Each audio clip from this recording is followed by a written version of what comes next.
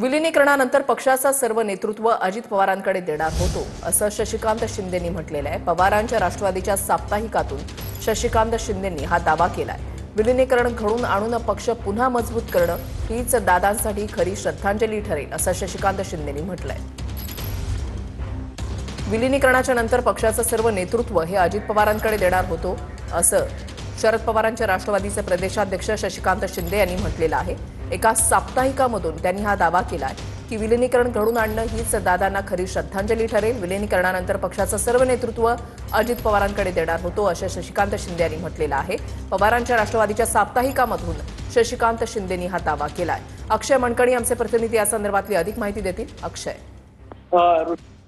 अजित पवारांच्या अपघाती दुर्दैवी मृत्यूनंतर खरं तर हळहळ जी आहे ती प्रत्येक जण व्यक्त करताना पाहायला मिळते। त्यातच राष्ट्रवादी काँग्रेस शरदचंद्र पवार यांच्या पक्षाच्या साप्ताहिकामध्ये अध्यक्षीय लेख जो आहे तो प्रदेशाध्यक्ष शशिकांत शिंदे यांनी लिहिलेला आहे आणि या सगळ्या लेखामध्ये त्यांनी उल्लेख केला आहे की 12 फेब्रुवारीला दोन्ही राष्ट्रवादीचं विलिनीकरण करण्याचा निर्णय जो आहे तो शरद पवार यांच्या उपस्थितीत झाला होता आणि विलिनीकरणानंतर पक्षाची संपूर्ण धुरा जी आहे ती अजित पवारांकडे सुपूर्द करण्याचा निर्णयही शरद पवार आणि सर्व नेत्यांनी केलेला होता।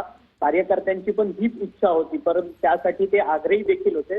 परंतु काळाने मध्ये झडप घातली आणि दादांचं दोन्ही पक्ष एकत्र होण्याचं स्वप्न जे आहे ते अपूर्ण राहिलेलं आहे आणि आता आपल्या सर्वांची जबाबदारी आहे की ही दोन्ही पक्ष एकत्र करण्याची जबाबदारी आहे आणि त्यासाठी प्रत्येकाने आपलं मन मोठं करून प्रामाणिकपणे प्रयत्न करायला हवेत। अशा पद्धतीचं मत जे आहे ते मत लेखाच्या स्वरूपात जे आहे ते प्रदेशाध्यक्ष शशिकांत शिंदे यांनी या संपूर्ण साप्ताहिकामध्ये लिहिलंय आणि हीच खरी श्रद्धांजली जी आहे ती अजित पवारांना असेल अशा पद्धतीचा दावा जो आहे तो शशिकांत शिंदे यांनी या संपूर्ण साप्ताहिकामध्ये केलेला असल्याचं आपल्याला पाहायला मिळतं। सातत्यानं दोन्ही राष्ट्रवादी एकत्रित करण्याच्या संदर्भातल्या चर्चा ज्या आहेत त्या होत। ठीक, नक्कीच धन्यवाद अक्षय दिलेल्या सविस्तर माहितीसाठी।